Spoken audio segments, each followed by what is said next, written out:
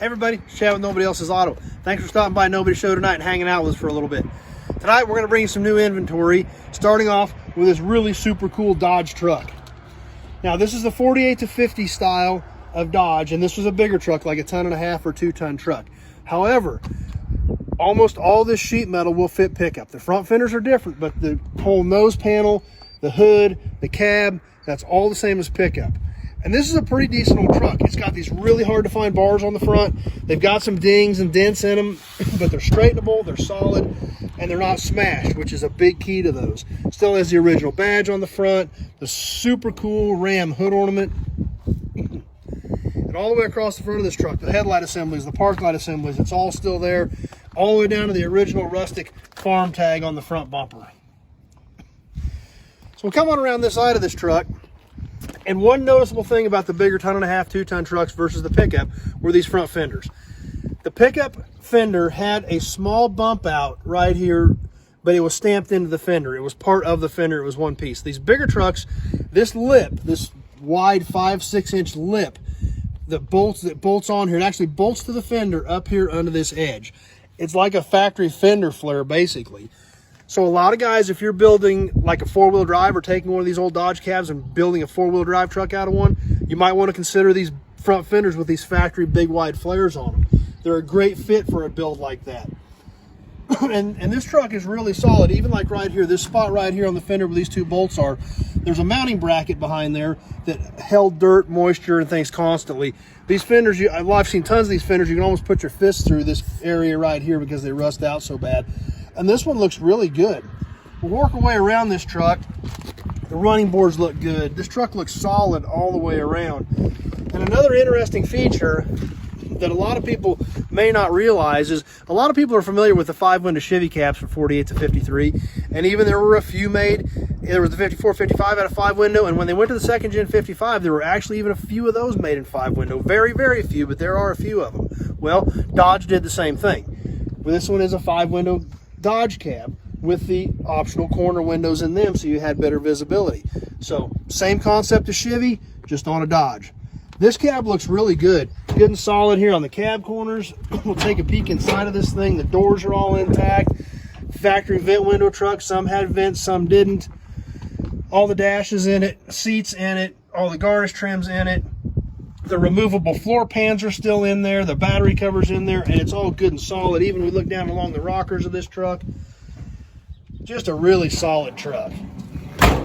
As we work our way around the back, we can look at the frame of this thing, and this was a heavy-duty beast. Got another Buick bumper here that come in from Dad's, a 54 Buick front bumper. Need to get that put away, but it got sat there for the time being. But apparently, at some point in this truck's life, it was used as a winch truck. We look at this back bumper, and it's got these pivot points here. I'm assuming that this probably had gin poles on it and probably had a big winch, and this was utilized as a winch truck at some point in its life. One thing about it, they put a beast of a back bumper on it. I don't think I'd want to see the smart car that hits the back of that thing, because it's even going to be an even shorter smart car, because this thing was built to use, and it was built heavy duty. Even got some big pipe braces that go back to the frame, so that bumper was not going anywhere. We'll come back around this side of the truck. Got the big headache rack on it. And this side of the truck just as clean as the other side. Nice cab corners, good original running boards. Inside, you can see a better view of the dash from here. Look at the doors on this truck. Just like they should. They latch solid. Really a lot of good metal on this truck. Even still got the original Dodge badge on the hood, so some good pieces here, some hard to find pieces here, just a good looking old truck. Let's head back this way. We'll catch a Buick that we just moved in from Dad's place. We've got a 1952 Special here. I remember when we picked this car up years and years ago. I was probably 12 or 14 years old when we picked this car up. I don't know what this hit, but it went into a ditch or something pretty hard, because it wadded that front end up pretty good. That's how we found it. I don't know what it hit back in the day, but it hit it pretty solid. So obviously the nose of this is wiped out, and of course the super fragile grill bar's busted up. However, if you do need a grill bar for one of these, I actually do have one in stock for a special right now, for a 51 or 52 special. We'll work our way around this car, and this car did come from Dad's. He did sell parts off of it over the years. We're missing some trim on it. Sold the rear quarter panel off of it at some point in its life. We take a peek inside. Still got a lot of dash pieces in it.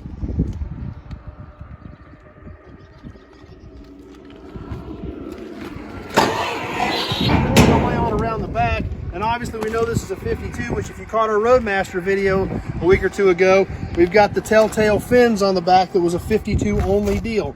Buick only used this fin in 52. It was a bolt-on pot metal chrome plated fin. So you can check out the video on the Roadmasters we did. We talked a little bit about that. This is a special. It had different tail light pods in 51, 52 than Super and Roadmaster did. So definitely some differences in the specials in 51 and 52 versus the Supers and Roadmasters. But like I said, we've got lots more Buicks to come. We're moving a lot of them in from Dad's place. And let's catch one or two more yet tonight. Let's head on over this way. And let's take a look at this 50 Super that we brought in.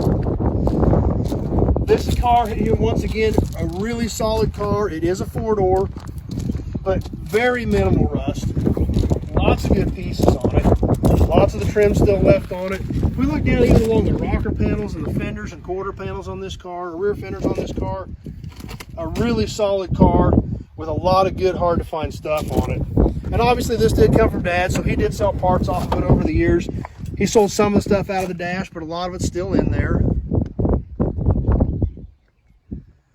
Got an extra bumper stuck inside of there. One thing unique to the 50 was the portholes were in the hood.